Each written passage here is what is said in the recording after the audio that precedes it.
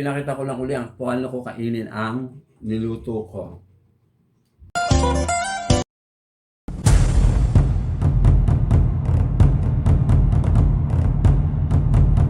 Mga friendship, good morning! At ito ang Forever Hugas Bigas. Bagong bili ang aking kawali, yung malalim na kawali. Stainless siya mga friendship. Kung bumibili ako ng mga kaserola, kaya may dala-dala akong magnet para malaman ko kung stainless siya o hindi. Pag hindi siya stainless, hindi ko siya bibilhin. O di ba mga friendship? Kumukulo na mga friendship. Ito tinatawag na bagong isda. Pag walang laman nito mga friendship, ang tawag dito ay halubaybay. Pag may isda sa Manila, ang tawag dito is bagoong isda. Yung sa alamang, bagoong alamang na mayroong mga hipon na maliliit. O yan, gaganon lang yan mga friendship ulit. Didikdikin. Ayan, dik. O, diba? O, diba natulong agad yung isda? Hindi, ang isda niya nito mga friendship, yung dilis. Kung minsan naman may nakikita ko dito pagka naggagawa ko ng ganito, pag naggugulay ako, meron naman yung para bang isdang galunggong na maliliit. Ayan, yun ang ginagawa nila doon sa Pangasinan. At ilalagay na natin ang sahog. Ay, munti na mahulog tilapia. Akala ko buhay pa ay. O di ba mga friendship? Nag-iisang sahog. 120 isang kilo, dalawa yan, 35 pesos. May daw sa 1 quart. Mga friendship, kumukulo na. Nag-iisang tilapia ang sahog. Yung isa, inulam ko kahapon. Isalin ko muna dito para hindi siya madurog. Hindi na siya buo pag nadurog siya. At saka ilalagay natin ngayon ang isang tambak na papaya. O, di ba? Bili ko dito mga friendship is 15 pesos. Mahigit kalahating kilo daw kasi ang kilo nito 30 pesos. Di ba? Ang dami. Ako lang mag-isa. Ganyan lang mga friendship ang aking ulam. Simple. At saka takpan. Itong takip mga friendship hindi sa stainless. O, di ba? Napeke ako. Fake. Ito ang stainless ng sandok na ito. Tagal na ito mga friendship. Dahil mahilig ako sa stainless. Kaya mga friendship, kumukulo-kulo pa rin siya.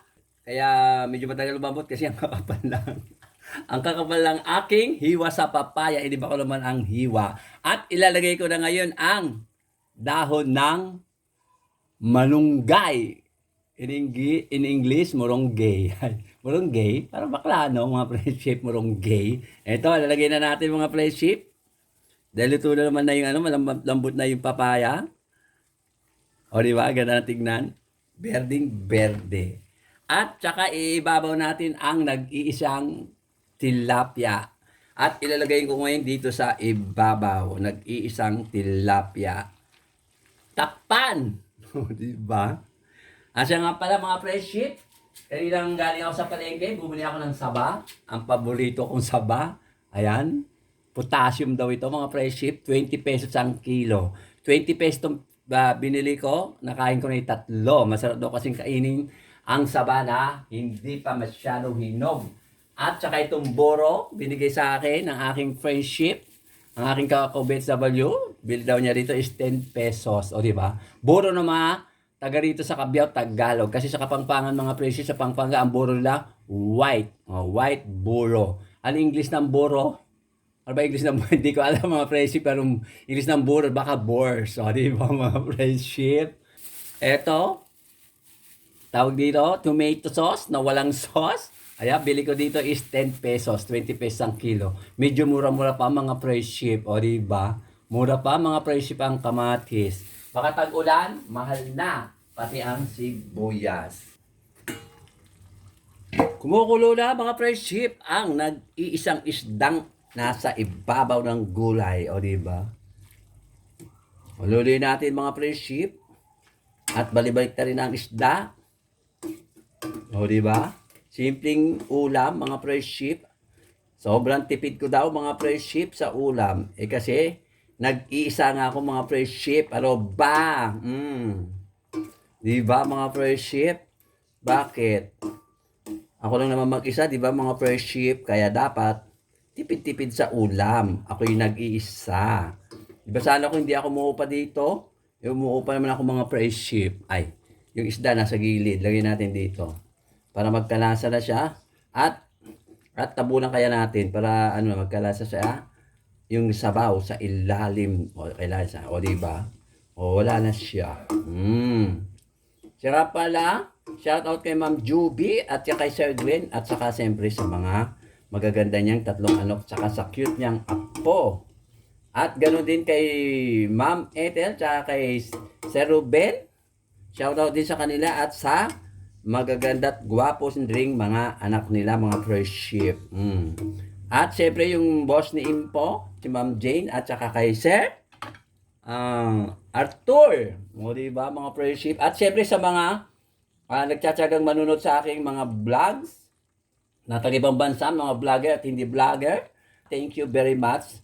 And also to the foreigners out there. O, tama ba English ka mga friendship? Kasi may mga foreigners din nanonood sa akin, paminsan-minsan, hindi ko maintindihan sinasabi. Pero yung isa, Englishero. Yun, yung mga Pinay at Pinoy na mga vlogger sa ibang bansa. At siyempre yung mga nagtsatsagaring mga Pinoy dito sa Philippines na nanonood sa akin. Alam nyo na kung sino-sino kayo mga friendship. Mga friendship, luto na siya. Tinikbang ko na kanina. Malambot na ang papaya. Okay na to mga friendship. Simpleng ulam, pero masustansya. Tapos na yung gulay na niluto ko. Ngayon, ito naman ang lulutuin ko. Buro. Sayang din kasi buro mga friendship. Kahit na hindi ako masyado kumakain ng buro, iluluto ko siya dahil bigay ng aking ka-BHW. Mga friendship, unahin na natin ang sibuyas. O bakit? Dahil wala kayong tamad ako magbalat ng tawag dito, yung garlic, yung bawang. Sunod natin ang tomato sauce na walang sauce. Diba? Malilit naman ang hiwa. Kaya malit ang hiwa, depende sa aking lulutuin mga friendship. Diba? Ang ganda mga friendship. At nilagay na natin ang ready to cook. Ay, luto na nga pala ito. Ito yung bawang, yung garlic. Ayan, tinamad ako magbalat ng original na bawang. Yung yung hindi pa naluluto. Ito, luto na. Mga friendship, ito yung ang alam ko, ito yung nilalagay sa siomai. Ay, siomai. O, diba mga friendship, ang ganda tignan. Akala mo lulutuin ko corned beef? Never na corned beef, mga friendship. O, diba, ang ganda ng kulay. Tinamad na kasi magbalat ng bawang. Tanghali na eh. Ilalagay na natin isang katerbang buro. Burong isda. O, diba? Ang English nito, boars. Boars ang tawag dito, mga friendship, in English. Joke lang. Hindi ko alam anong English nitong buro. O, diba? Kulay pula. O, kulay pula nga ba yan? Or pink. O, diba? At halu-haluin ng ganito. Ayan, diba ang bango? Kung nandito lang kayo, maamoy nyo.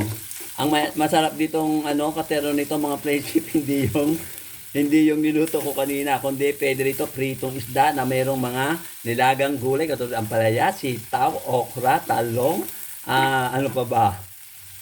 Nabanggit ko ba ang palaya? Ayan, yan na ngayon. Ilaga o kaya prito sila. O diba mga friendship, ang ganda pa. Akala mo alamang.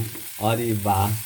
Then we put a little bit of water. O diba? May pa English pa ang ang nito ay AC. Lagyan natin ng konting sabaw. Hindi naman ako mahilig talaga magluto ng ganito mga friendship dahil high blood ako kasi ito daw malakas magpa-high blood. O diba? Siguro pwedeng kumain nito yung mga low blood. O diba? Lalong-lalo na ang mga anemic. O diba? Lagyan natin ng pampalasa. At saka asin. Yan, konti munang asin, pero dami na. O, diba? O, bongga. O, pakuluin ang pakuluin. Mga friendship, ayan. Para siyang alamang, para siyang corned beef. O, diba? Tinikman ko kanina, medyo maasim-asim. Ganyan talagang buro, maasim-asim. Lalo nalagyan ko ng tomato na walang sauce. Ngayon, lalagyan ko siya ng isang kutsaritang Wag daw dito. Ayan, kutsaritang asukal para manamis-namis siya, mga friendship. O, di ba? Pag hindi mo gusto ng lasa, ibigay tayo kay Tambo. Pag hindi ko na gusto ng lasa, kasi ito mga friendship, may hilig si Tambo ng buro. O, di ba? Para siyang corned beef na alamang. Mga friendship, ito na ang aking finished food. Yung nag-iisang tilapia sa ibabaw, o di ba? Parang reyna siya, at yung nasa ilalim niya, yan ang tinatawag na papaya. At ito yung buro. O di ba? Ang ganda, parang siya corned beef na alamang. Malapot na buro. Kasi kapag daw malapot ang buro, masarap daw. May mga buro kasi pagka tumatagal, pag lumamig, nagiging parang kanin. Ewan ko lang ito kung ganun pa rin pag lumamig. Ibibigay ko na lang kay Tambo ito, mga friendship, kasi pang pa-high blood ito.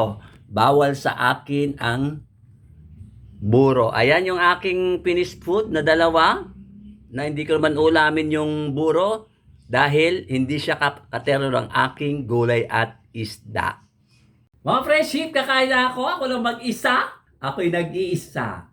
I'm alone. Etong aking ulam, ililipat natin tong nag-iisang tilapia. O, di ba? Itong buro, mamaya na. Di ba? Kain-kain ito namin ng tiyang ko. Di ba? At ito,